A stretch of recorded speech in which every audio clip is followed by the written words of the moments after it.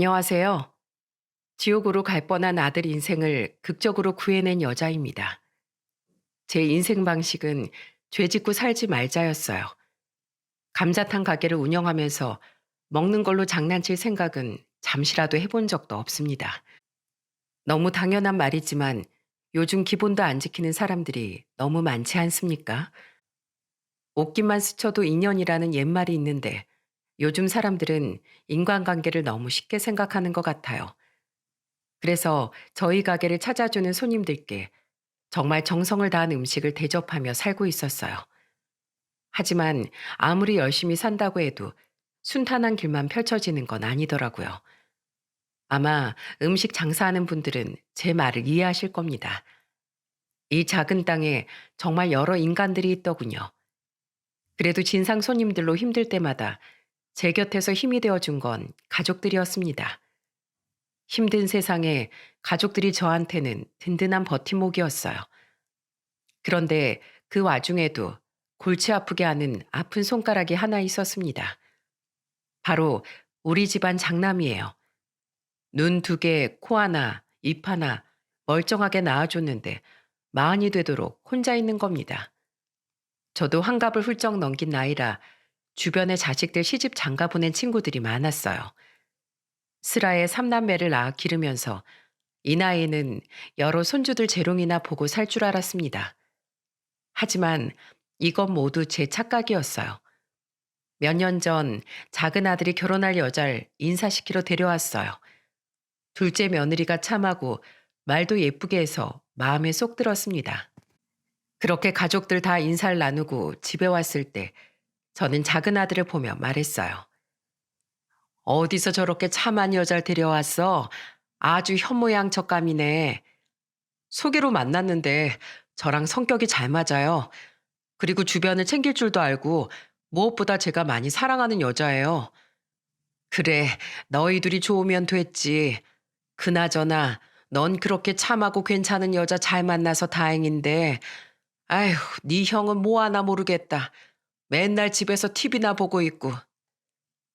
저도 모르게 작은 아들 상견례를 마치고 돌아와 속상한 마음에 큰아들을 보며 한탄했습니다. 그때만 해도 큰아들이 30 중반이었어요. 당연히 먼저 갈 줄 알았던 큰아들이 못 가고 작은 아들이 먼저 가니까 속이 답답했죠. 그래서 한마디 했더니 큰아들이 멋쩍은 듯 한마디 했습니다. 집신도 짝이 있다는데 저도 생기겠죠. 생기겠죠 하면 하늘에서 여자가 뚝 떨어진다니? 밖을 나가야 옷깃이라도 스쳐서 인연을 만들 거 아니야. 천하 태평한 아들을 보면서 저는 한숨이 절로 나더라고요. 하지만 타들어가는 제 속을 아는지 모르는지 큰아들은 여전히 태평했습니다.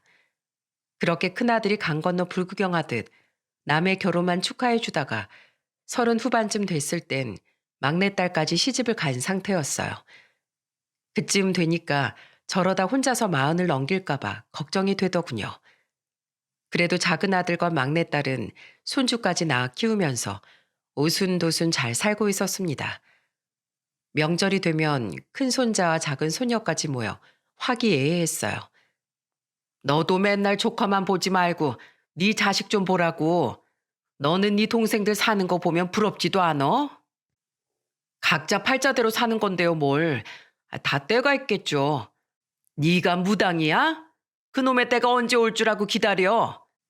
계속 이렇게 지낼 거야? 숨겨둔 애인도 없어? 숨겨둔 애인이 어딨어요.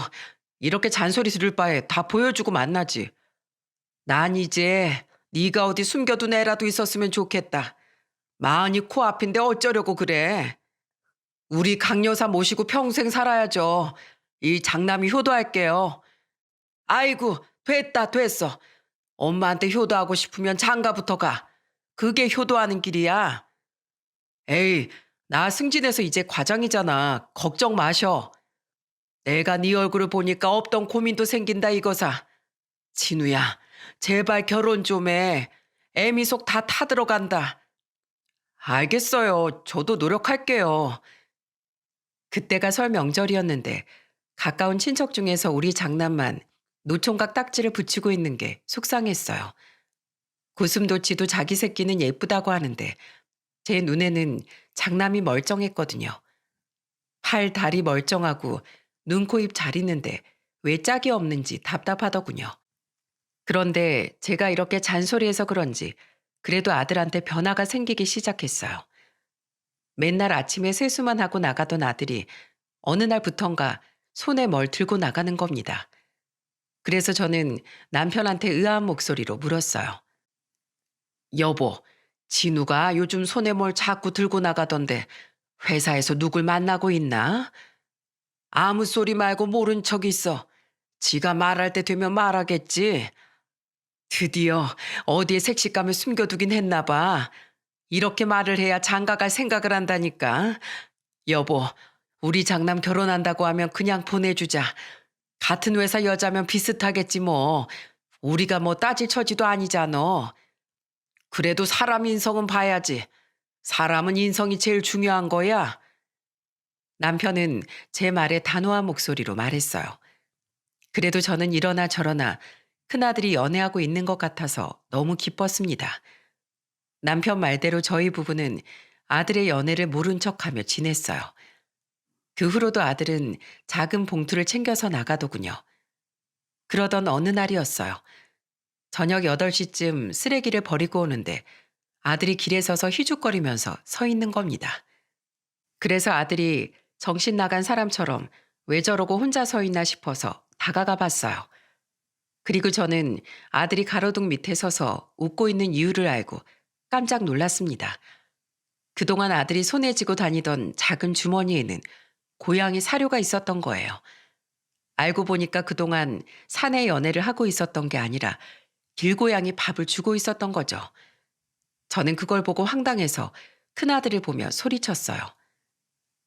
진우야, 너 여기서 뭐 하는 거야? 어머니, 여기서 뭐 하세요? 가로등 밑에서 네가 정신 나간 사람처럼 웃고 있길래 왔더니 고양이 밥 먹는 거 보고 웃고 있던 거야? 너 여자친구 생긴 거 아니었어? 여자친구요? 아니요, 그런 거 없었는데요. 이 동네 고양이들이 돌아다니길래 출퇴근길에 사료 조금 챙겨줬어요. 아휴, 내가 너 때문에 아주 환장하겠다. 네 친구들은 토끼 같은 자식 낳아서 처자식 밥 먹이고 사는데 넌 왜 그 나이 되도록 길고양이 밥이나 주고 있어? 중견격 가장을 달고 살면 뭐해? 고양이 밥이나 이렇게 먹이고 있는데. 없는 여자 어디서 만나요? 어머니도 그냥 이제 포기하세요. 그래, 지금 네 꼴을 보니까 포기다, 포기야. 난 진짜 세상에 고양이 밥을 주고 있는지도 모르고 맏며느리 생기면 뭘 해야 될까 고민이나 하고 앉아 있었으니 아이고 속 터져. 그렇게 평생 길고양이 밥 주면서 살아라 이거사. 아이 엄마 왜 또 그렇게 날 속에 말하세요. 내가 지금 곱게 말이 나오게 생겼어? 몰라. 네 마음대로 살아. 마흔을 코앞에 둔 아들이 여자랑 데이트하고 있는 것도 아니고 길고양이 밥을 주고 있는 아들을 보니까 속이 답답했어요. 그리고 그 어이없는 광경을 두 눈으로 보고 있으니까 장남 장가 보내는 건 글렀구나 싶더라고요. 사람 인연이 닥달한다고 해서 되는 게 아니라는 건 저도 알고 있습니다. 하지만 눈앞에서 멀쩡한 내 아들이 노총각 소리 들으면서 있으니까 기가 막혔던 겁니다. 마흔이 코앞인 아들 장가 포기하는 제 심정은 오죽했겠습니까? 그래도 그날 이후 아들 장가 가는 일에 신경 끄니까 마음이 편하더라고요. 그리고 아들은 취미로 볼링을 치기 시작했어요. 그래도 방에서 TV 보는 것보다 밖에 나가서 운동하는 게 더 사람 사는 것 같고 나아 보이긴 했어요. 그렇게 몇 달 뒤 아들이 저한테 진지한 목소리로 말했어요. 어머니, 드릴 말씀이 있어요. 저 만나는 여자 생겼어요. 뭐? 네가 여자가 생겼어? 누군데? 뭐 하는 여자야? 어디서 만났어? 하나씩 물어보세요. 궁금해서 그렇지. 이거야말로 듣던 중 반갑다. 네 나이 내년이면 40이야. 곧 해 바뀌면 네 나이 앞자리가 4가 된다고. 그러니 내가 네 연애 소식이 얼마나 반갑겠어. 그럴까 봐 엄마한테 제일 먼저 말씀드리는 거예요. 볼링 동호회에서 만났는데 저보다 한 살 어려요. 광고회사 직원인데 성실하고 바른 사람인 것 같아요. 그래, 괜찮은 사람이니까 네가 만나는 거겠지. 늦게 만난 귀한 인연인 만큼 잘 만나봐. 인연 만나는 게 쉬운 게 아니야. 네, 어머니 말씀 잘 알아요. 잘 만나볼게요. 난 우리 아들 안목 믿는다. 아들은 취미로 볼링을 하러 다니다가 동호회에서 예비 며느리를 만나게 된 거예요. 그때만 해도 곧 마흔인 아들이 연애한다는 게 너무 기뻤어요. 그 후로는 알아서 잘 만나라고 아예 신경을 껐습니다. 남녀 만나는 일이 옆에서 훈수 둔다고 되는 일이겠습니까? 신경을 끄고 사니까 잘 만나는 것 같더라고요.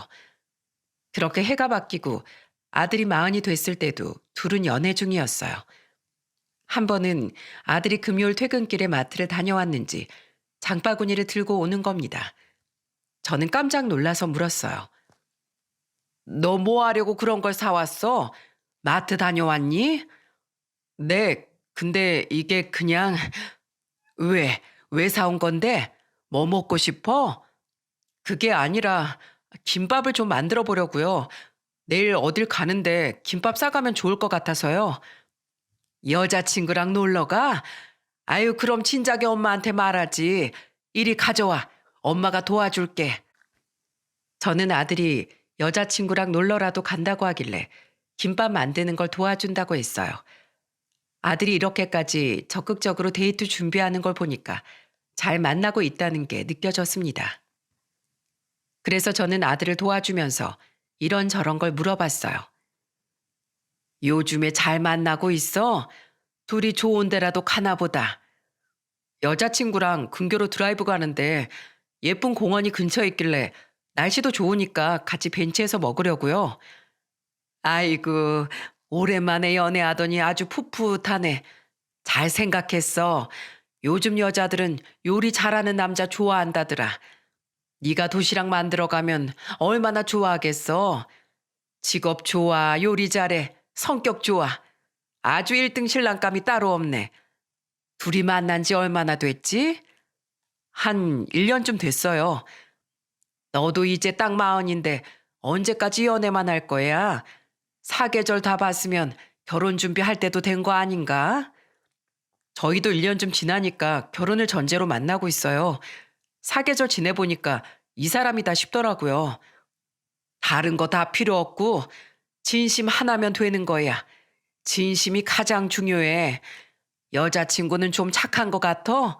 어떤 사람 같아? 착해요. 정말 법 없이도 살 수 있는 사람 같아요. 불의를 보면 못 참는 성격이라 그런지 경찰서에서 감사패도 받았어요. 감사패? 아유, 대단하네. 그런 거 받았다는 사람 처음 들어보는데 너는 그 감사패 봤어? 네, 저번에 문자로 보내주더라고요. 저도 경찰서에서 받은 감사패 있는 사람 처음 봤다니까요. 아들은 여자친구와 결혼을 결심했다고 했어요. 들어보니까 예비 며느리가 정말 바른 사람이구나 싶었습니다. 그런 기대감이 드니까 아들을 도와주는 손도 신이 났어요.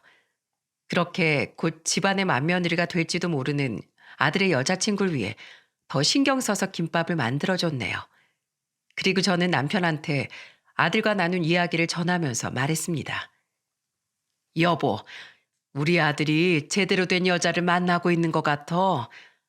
갑자기 그게 무슨 소리야? 뭐 들은 거라도 있어? 들어보니까 불의를 보며 못 참는 성격이라 쓰레기 무단으로 버리는 사람이나 음주운전 이런 자잘한 신고를 많이 해서 감사패도 받았다네. 정말? 젊은 사람이 그런 거 보면 그냥 지나칠 텐데 직접 신고도 하고 대단하구먼. 그러니까 젊은 사람이 진짜 법 없이도 사는 사람 같아. 우리 진우가 늦은 나이에 제대로 된 인연을 만났다 싶네. 사람 인연은 다 따로 있다니까. 뭐 만나봐야 알겠지만 듣는 것만 봐선 애는 괜찮을 것 같네. 남편도 아들의 여자친구 이야기를 듣자 괜찮은 것 같다면서 수긍했어요. 그래서 아들이 여자친구를 소개시켜주는 날만 손꼽아 기다렸습니다. 그랬더니 몇 달 뒤 아들이 저와 남편을 보면서 진지한 목소리로 말했어요. 아버지, 어머니, 이번 주 주말에 여자친구 데리고 엄마 감자탕 가게 가려고 하는데 괜찮으세요? 저는 아들이 가게로 여자친구를 데리고 온다는 말에 깜짝 놀랐습니다. 그래서 아들을 보면서 놀란 목소리로 말했어요. 따로 좋은 식당을 예약해서 만나지 뭐하러 가게로 오려고 그래. 여자친구가 어머니 식당 하신다고 하니까 꼭 한번 가보고 싶다고 그래서요. 그냥 편하게 얼굴 한번 본다고 생각하세요. 아유, 그래도 그렇지. 가게로 온다니까 뭐 다른 메뉴라도 만들어줘야 되나? 괜찮아요. 그냥 감자탕 해주세요. 괜히 까탈 부리는 그런 사람 아니라니까. 그냥 편하게 본다고 생각하시면 돼요. 편하게 생각하라는 아들의 말에도 저는 괜히 부담스러웠어요. 남편이 퇴직하고 돕고 같이 운영하고 있던 감자탕 가게는 오래된 가게라 고급스러운 분위기는 아니었거든요. 그래도 예비 며느리가 소탈한 성격이라고 하니까 그걸로 다행이다 싶었습니다. 그런데 며칠 뒤 아들이 예비 며느리와 가게로 왔을 때 정말 귀신이 곡할 노릇 같은 상황이 펼쳐졌어요. 처음에는 아들이 예비 며느리와 마스크를 쓰고 들어왔기 때문에 제대로 알아보지 못했습니다. 여러분들도 잘 아시는 마스크 시국 아시죠? 그때가 워낙 심할 때라서 식당 안에서도 음식 먹을 때만 마스크를 벗을 수 있던 때였어요. 그래서 마스크를 쓰고 들어오는 아들과 예비 며느리를 단번에 알아볼 수 없었죠. 그런데 아들이 저한테 오더니 넌지시 말하는 겁니다. 어머니, 저희 왔어요. 아버지는 주방 안에 계세요? 아이고, 누군가 했더니 우리 진우네. 네 아버지 주방에 있는데 내가 나오라고 하마. 잠시만 기다려봐. 저는 아들 옆에 수줍게 서 있는 예비 며느리를 보고 주방에 있던 남편을 데리고 나왔어요. 그리고 뒤이어 나온 남편과 저를 보고 예비 며느리는 수줍게 인사를 하며 말했습니다. 안녕하세요. 이혜영입니다. 말씀 많이 들었는데 이제야 인사드리게 됐네요. 예비 며느리가 마스크를 쓴 채 인사하니까 얼굴을 잘 못 알아보겠더라고요. 그래서 저는 예비 며느리를 보면서 웃으면서 말했죠. 나도 반가워요. 목소리가 천상 여자 목소리네요. 근데 이름이 어디서 많이 들어본 것 같은데 우리 혹시 본 적 있나요? 네? 아니요. 저는 여기 처음 오는 것 같은데요. 이상하다. 이름이 왜 이렇게 익숙한 것 같은지 모르겠네요. 제 이름이 흔한 편이라서 그런 것 같아요. 인사하는 예비 며느리 이름을 들은 순간 어디서 자꾸 들어본 것 같았어요. 그래서 저는 예비 며느리한테 정중하게 부탁하며 말했습니다. 혹시 혜영 씨 마스크 한번 벗어줄 수 있나요? 그래도 우리 예비 며느리 될 사람인데 인사 온 김에 얼굴 한번 제대로 보고 싶어서 그래요. 아, 네. 잠시만요. 거울 좀 잠시 보고 올게요. 제가 마스크를 벗어달라고 요청하니까 예비 며느리는 빼지 않고 마스크를 벗어줬어요. 그리고 거울을 보면서 얼굴을 정돈하더군요.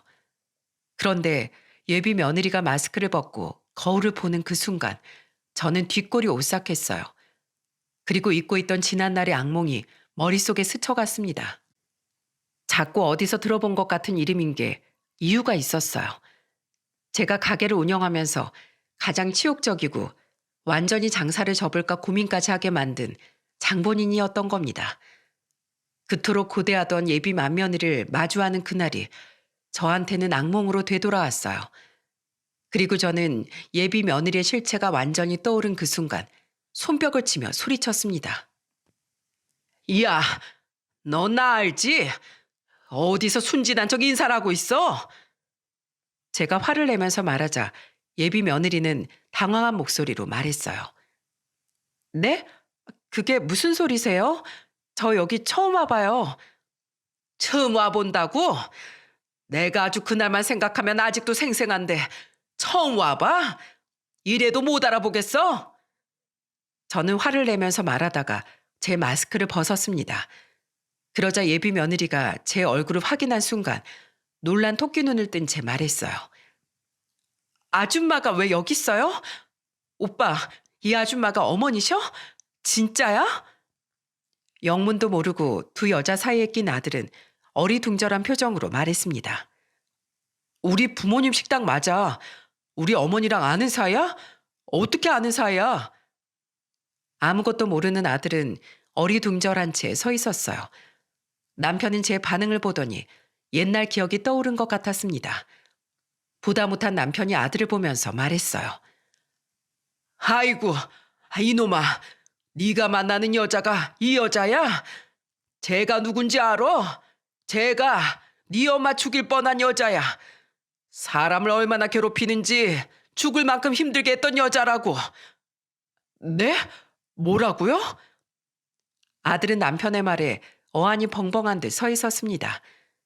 그러자 예비 며느리가 갑자기 제 손을 잡으며 애원하듯 말했어요.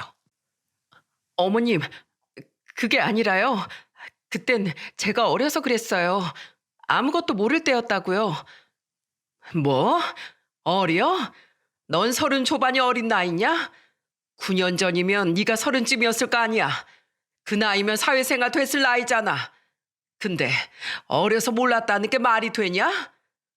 저 정말로 후회하고 반성 많이 했어요. 그때랑은 다른 사람이라고요. 야, 네가 반성을 했다고? 되성 부른 나무 떡잎부터 알아본다고 했어. 그 싸가지가 어디 가겠어? 내 눈에 흙이 들어와도 넌 절대 안 돼. 내 아들이 노총각으로 썩어 죽는다고 해도 넌 안 된다고. 제가 예비 며느리 손을 뿌리치며 말하자 아들은 저를 진정시키며 말했습니다. 엄마, 무슨 일이 있으셨던 거예요? 저도 앞뒤 상황을 알아야죠. 아들아, 쟤는 안 된다. 내가 그때 얼마나 힘들었는데. 저는 그때 아들한테 9년 전 있었던 그 악몽 같던 사건을 말해줬어요. 그 당시 시간은 밤 9시, 한창 저녁 손님들이 많을 때였습니다. 그리고 그 시간에 이혜영과 친구들이 많지 않게 들어온 거예요. 그리고 들어오자마자 제게 반말을 하며 이혜영이 주문을 했어요. 아줌마, 여기 감자탕 중짜리 줘. 그 순간 기분이 나쁘긴 했지만 술 취한 사람을 상대해서 뭐 하겠습니까? 그래서 그냥 주문을 받고 요리를 가져줬어요. 그런데 제가 감자탕을 내어가니까 저를 보며 또 주문을 하더군요. 아줌마, 여기 공깃밥도 한 3개 줘요. 내가 탕만 주문했어도 센스 있게 밥도 가져와야죠. 아이고, 아가씨들이 술을 많이 마신 것 같네. 우리가 메뉴판에 밥 따로라고 적어놨어요. 지금 나 술 취한 사람 취급하는 거예요? 여자라고 무시해요, 지금? 그게 아니고 못 본 것 같아서 말해주는 거예요. 밥 3개라고 했죠? 금방 가져다 줄게요. 그때 이혜영이 술이 과했는지 자꾸 저한테 트집을 잡으면서 말하는 겁니다. 당황스럽긴 했지만 장사하면서 술 취한 손님 처음도 아니니까 그저 참으려고 했어요. 그런데 제가 밥을 가지고 가니까 뭐라고 하는 줄 아십니까? 여기 땡초 없어요? 우리 풋고추 같은 거 안 먹어요. 땡초? 아이, 말하면 가져다 주죠. 아, 손님 먹는 식탁에 딱 있어야죠. 감자탕 파는 집에서 너무 센스가 없네. 빨리 땡초 갖고 와봐요. 아이고, 우리 아가씨들이 술을 많이 먹었나 보네. 필요한 거 있으면 말해봐요. 내 가져다 줄게요. 그냥 갖다 달라고 할 때 갖다 주면 되지. 지금 왔다 갔다 하기 싫어서 그래요? 이 식당 기본이 안 됐네. 땡초값 아끼려고 미리 세팅도 안 해놓고 장사 막 하네 정말. 내가 매운 맛을 보여줘야 정신을 차리나? 아무리 장사하는 입장이지만 저도 사람인지라 슬슬 화가 나더라고요. 자식벌 되는 여자가 반말에 소리까지 지르니까 저도 감정적으로 화가 났어요. 그래도 우선은 참으면서 타이르듯 이혜영을 보며 말했습니다. 손님, 다른 손님도 있으니까 그 목소리 좀 낮추고 말해봐요. 필요한 게 뭐예요? 내가 한 번에 다 가져다 줄게요. 지금은 필요 없고 있으면 다시 말할 거니까 저리 꺼지세요. 뭐, 꺼져요? 손님이 꺼지라면 꺼져야지. 그럼 뭐 하게요? 옆에서 저 먹는 거 보려고요? 진짜 그 순간 주먹이 불끈 쥐어졌어요. 그런데 주말이라서 손님도 많은데 소란을 피울 수 없었습니다. 그래서 저는 다른 손님들 생각해서 꾹 눌러 참으며 말했어요. 그래요. 알겠어요. 그때는 정말 똥이 무서워서 피하나 더러워서 피한다는 생각으로 자리를 피했습니다. 그런데 제가 주방으로 다시 오자 이혜영이 또 목청껏 소리를 지르며 소리치는 거예요. 아줌마, 물 좀 가져와요. 시원한 냉수로. 다른 손님도 다 있는 상황에 소리를 지르니까 화들짝 놀라서 제가 이혜영 테이블로 가서 말했습니다. 우리 가게 물은 셀프예요. 정수기 가면 냉수 나와요. 셀프? 손님이 왕이잖아요. 갖고 오라면 갖고 와야지. 왜 이렇게 잔말이 많아요? 얼른 냉수 가져오라니까요.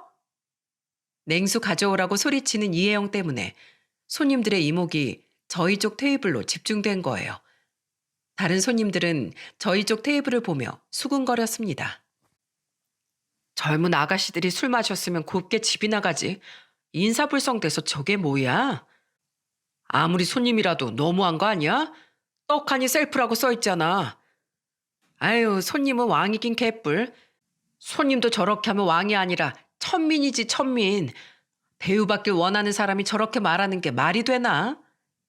손님들도 그 상황이 이해가 안 가는지 저마다 수군거렸어요. 하지만 괜히 술 취한 사람이랑 엮이면 싸움이 날까봐 다들 눈치만 보는 분위기였습니다. 그렇게 저는 울며 겨자 먹기로 원하는 걸 그냥 해줬어요. 주말 저녁 장사가 자영업자한테 얼마나 중요한지 아십니까? 저는 정말 꾸역꾸역 참았어요. 속으로 참을 인을 수백 번도 더 썼습니다. 그래도 저것만 다 먹으면 나가겠지 싶어서 정말 꾹 참았네요. 그런데 그때 이혜영이 소리를 지르더니 볼을 부여잡으며 저를 부르면서 말했습니다. 아, 아줌마, 여기 와봐요. 여기 지금 혹시 돌 들어갔어요? 갑자기 밥을 먹다 말고 소리를 지르길래 달려가서 물었습니다. 돌이요? 아니, 감자탕에서 돌이 왜 나와요? 그럼 내가 지금 생사람 잡는다는 거예요? 나 지금 이빨 깨졌잖아요. 피나는 거 안 보여요? 내가 10년 동안 장사하면서 한 번도 이런 적이 없었는데 무슨 돌이 들어가요? 지금 오리발 내미는 거예요? 와, 이 가게 사람 잡네. 내가 여기 감자탕 먹다가 이빨이 나갔다니까? 이거 어떻게 배상할 거예요? 빨리 배상하세요. 고래고래 소리 지르면서 자기 이빨 나갔다고 소리 지르는 이혜영 때문에 골이 울리는 것 같았어요. 그때 저는 우선 상황은 파악해야 할 것 같아 이혜영을 진정시키며 말했습니다. 우선 진정 좀 해봐요. 여기 지금 다른 손님들도 있잖아요. 지금 진정하게 생겼어요? 다른 손님들도 여기 가게 상태를 알아야 할 거 아니에요. 나 이거 정식으로 고소할 겁니다. 절대 가만 안 있을 거예요. 나 광고하는 사람이야. 내가 제대로 광고 때려서 문 닫게 해줄까요? 다짜고짜 이빨이 나갔다면서 소리 지르는 통에 저는 환장하는 줄 알았어요. 하필이면 그때 남편이 가게를 비웠을 때라서 혼자서 발을 동동 구르고 있었죠. 저는 어떻게 해서든 이혜영을 진정시키려고 했어요. 우선 술을 좀 깬 다음에 내일 오세요. 내일 다시 와서 얘기해요. 내일 오면 내 깨진 이빨이 다시 붙어요? 무슨 내일 와요? 빨리 배상하시라고요. 무슨 사람 먹는 음식에서 돌이 나와요? 그래놓고 뻔뻔하게 지금 내일 오라는 거예요? 진짜 그 순간 미치겠더라고요. 무슨 미친 사람처럼 날뛰는데 이대로 안 되겠다 싶었습니다. 그래서 어쩔 수 없이 경찰을 부를 수밖에 없었어요. 그런데 출동한 경찰도 무서워하지 않는 겁니다. 경찰이 이혜영을 말리면서 말했어요. 식당에서 이러시면 어떡해요? 이거 지금 영업 방해예요? 내가 영업 방해라고요?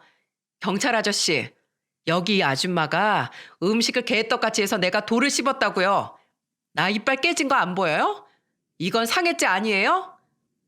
그런 시시비비는 따로 가리시고 우선 여기서 이러시면 영업 방해죄니까 나가요. 그리고 사장님도 나중에 둘이 좋게 합의를 보세요.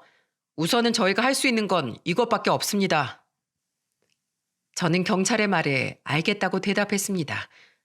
그 순간 경찰도 우선은 이혜영과 친구들 무리를 가게에서 내보내는 방법밖에 없다고 말했어요. 그렇게 그날은 우여곡절 끝에 마무리가 됐어요. 그 무리가 나가고 자세히 살펴보니까 돌이 아니라 감자탕 뼈 조각인 것 같았어요. 남편도 뒤늦게 상황을 듣고 걱정할 정도였습니다. 그런데 문제는 그 다음 날부터였어요. 술이 깨고 온 이혜영은 짙은 화장을 하고 와서 저를 보면서 소리쳤어요. 아줌마, 내가 오늘 회사 연차까지 내고 치과에 가보니까 이거 한 500만 원 나올 것 같은데 어떻게 하실래요? 뭐요? 아니, 무슨 이빨 하나에 500만 원이나 해요? 아줌마, 지금 장난해요? 그럼 이빨값만 보상하려고 했어요? 내 정신적 충격에 대한 피해 보상까지 해야 될 거 아니에요. 내가 지금 이것 때문에 밥도 제대로 못 먹고 얼마나 불편한 줄 알아요? 저 그렇게 여유도 안 되고요. 내가 잘 아는 치과에서 치료시켜 줄 테니까 그쪽으로 같이 가요. 그리고 돌도 아니고 뼈 조각 씹은 건데 이건 너무하잖아요. 와, 이 아줌마 웃기네. 내가 아줌마 말을 들어야 돼요? 나도 다니는 치과 있거든요. 아가씨도 양심이 좀 있어 봐요. 요구한 금액이 과하잖아요. 과하다고요? 내가 진짜 과한 게 뭔지 보여줘요? 내가 좋게 말로 하려고 했더니 안 되겠네. 아줌마, 딱 기다려요. 내가 진짜 제대로 과한 거 보여줄게요. 전생에 무슨 원수를 졌나 싶을 만큼 집요하게 저를 괴롭히려고 작정한 사람 같았습니다. 그리고 그때부터 이혜영은 저를 집요하게 괴롭히기 시작했어요. 하루는 가게 앞이 소란스러워 나가보니까 이혜영이 전단지를 돌리고 있는 거예요. 여러분, 여기 감자탕 집은 절대 가면 안 됩니다. 손님이 밥 먹다가 이가 나가도 나 몰라라 하는 양심 없는 식당이에요. 제가 산 증인이라고요. 이것 좀 보세요. 여기서 밥 먹다가 이빨이 나갔는데 사장이 너무 과하다고 모른 척하는 뻔뻔한 가게입니다. 이런 가게는 망해야 합니다. 저는 가게 앞에서 전단지를 만들어서 뿌리고 있는 이혜영을 보고 기겁을 했네요. 얼른 달려나가서 저는 이혜영을 말리면서 소리쳤습니다. 지금 뭐 하는 거예요? 보면 몰라요? 정의 실현하고 있잖아요. 나 같은 피해자 나오지 말라고. 이게 무슨 정의 구현입니까? 영업방해잖아요. 그리고 내가 언제 나 몰라라 했습니까? 치과 가자고 했었잖아요. 정신적인 보상금도 내놔야지. 왜 발뺌이야? 지금 나 막는다고 그냥 넘어갈 것 같아요? 나 이혜영이에요. 난 500만 원 꼭 받아낼 거니까 돈부터 준비해요. 와, 진짜 미치겠더라고요. 그리고 다음 날 남편과 같이 가게에 나와보니까 문 앞에 빨간 전단지가 붙어 있는 겁니다. 거기에는 이런 문구가 써 있었어요. 손님을 돈줄로만 보는 개념 없는 식당. 돈 내고 밥 먹으러 오면 손님이고 밥 먹은 손님이 치료비 달라고 하면 진상 취급하는 식당입니다. 비양심적인 이런 식당에는 절대 오지 마세요. 출근하자마자 그걸 본 순간 남편과 저는 머리가 지끈거렸어요. 남편은 저를 보며 걱정스러운 목소리로 말했습니다. 여보, 그냥 합의하자. 내가 500만 원 마련할게. 500이 누구 개 이름이야? 그런 돈이 어딨어? 이 여자 우리가 돈 주기 전까진 그만 안 둘 것 같아. 나도 머리가 다 빠지는 것 같아. 저는 스트레스로 위험이 올 정도였고 남편도 계속된 영업 방해에 지쳐가고 있었습니다. 오죽하면 주변 상인들도 저희 부부한테 적당한 가격에 합의 보라고 권유할 정도였어요. 그래서 저는 결국 장사를 접을 수 없어서 합의를 선택했습니다. 그때는 그 싸움이 끝난 것 같지 않았어요. 결국 이혜영과 300만 원에 합의를 보게 됐어요. 그런데 끝까지 이혜영은 저를 보며 협박하듯 말했습니다. 아줌마, 운 좋다고 생각해요. 나한테 한 번 물리면 나 절대 안 놔주거든요. 200만 원이나 깎아준 것도 감사하다고 생각해요. 알겠으니까 다시는 오지 마요. 오라고 해도 안 갈 거거든요. 그렇게 말하고 나가버리더라고요. 그날 혼자 소주를 2병이나 마실 정도였습니다. 그 당시 10년 넘게 장사하면서 한 번도 못 겪어본 진상 손님이었어요. 사람한테 시달리는 스트레스는 안 겪어본 사람은 모를 겁니다. 그런데 그 당시 사람을 미칠 정도로 괴롭히던 인간이 예비 며느리라고 나타난 거예요. 여러분들 같으면 눈이 뒤집어지지 않겠습니까? 이 사건을 다 들은 아들은 이혜영의 손을 탁 잡으며 말했습니다. 넌 나와. 오빠, 이거 다 오해야. 내가 어머님 아버님이랑 오해 좀 풀어볼게. 남편은 그 말을 듣고 기가 막혔는지 화가 난 목소리로 소리쳤어요. 오해? 저기요, 이혜영 씨. 우린 지금도 그쪽 이름 석자만 들어도 등골이 오싹해요. 인사할 필요 없으니까 나가요, 당장. 아버님, 한 번만요. 제 말 좀 들어주세요. 그리고 오빠 나이 지금 40인데 저 같은 며느리 어디서 못 구해요. 제가 말이 거칠어서 그렇지 똑 부러진 거라니까요. 뭐? 더 들을 말 없다니까 나가요. 그리고 진우 너 똑바로 들어. 그때 네 엄마가 얼마나 힘들었는 줄 알아? 이 여잔 절대 안 된다. 아주 네 엄마를 구워 삶아 먹을 그런 며느리야.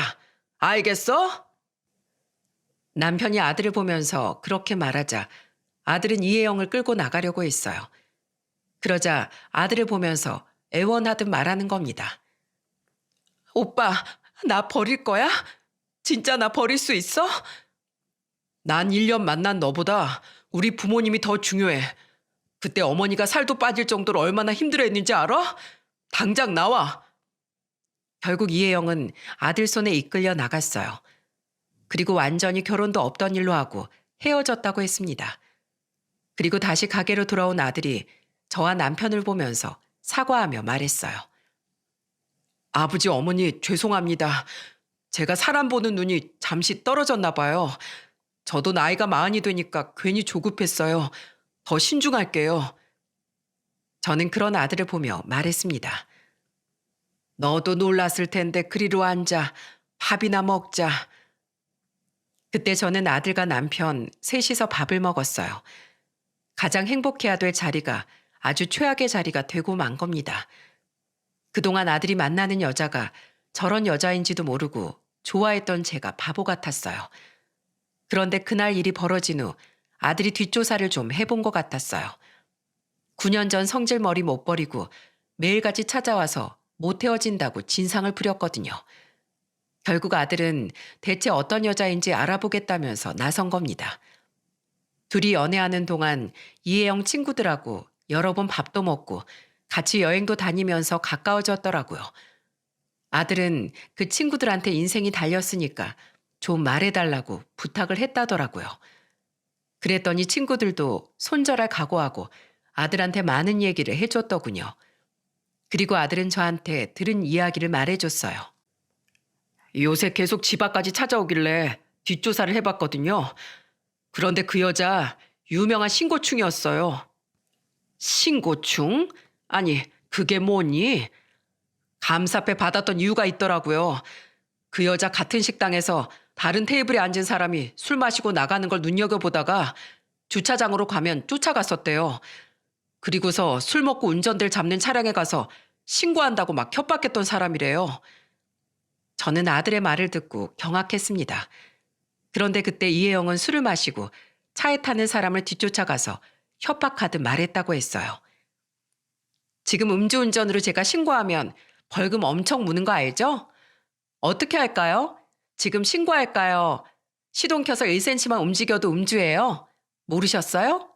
저한테 돈 좀 찔러주시면 제가 그냥 눈 감아 드리고요. 이런 식으로 운전자들을 협박했던 겁니다. 그리고 협박해서 며느리한테 돈을 주면 신고를 안 했고 협박을 무시한 채 그냥 대리 부르겠다고 하면 신고를 했던 거예요. 술을 마신 채 주차장에서 시동 켜고 조금만 움직여도 음주운전으로 처벌받는다는 걸 악용한 겁니다. 그런데 이제 경찰서는 그것도 모르고 영상까지 촬영해서 자주 신고하는 이혜영한테 감사패를 준 거죠. 물론 음주운전은 처벌받아 마땅하고 당연히 잘못된 행위죠. 하지만 이걸 바로잡을 생각이 아니라 돈 뜯어내는 게 목적이면 안 되는 거 아닙니까? 정말 음주운전을 막고 싶었다면 돈을 요구할 게 아니라 대리운전을 부르게 도왔어야 했다고 생각해요. 이것뿐 아니라 신호 위반, 불법 유통 등 조그만 위법 행위를 보면 다 신고하고 다녔더군요. 워낙 성격이 괴팍하고 자기 중심적으로 생각해서 친구들도 다 치를 떨 정도였어요. 그런데 이런 사실을 아들이 다 알게 됐는데도 이혜영은 집 앞으로 찾아와 아들한테 매달리면서 애원하는 겁니다. 오빠 없으면 못 살아. 나 그때 정말 철없을 때였다니까. 믿어줘. 그동안 네가 했던 짓을 생각해봐. 넌 갱생될 사람이 아니야. 제발 나 한 번만 봐줘. 정말 끝까지 거머리처럼 매달리는 걸 보니까 이대로 안 되겠더라고요.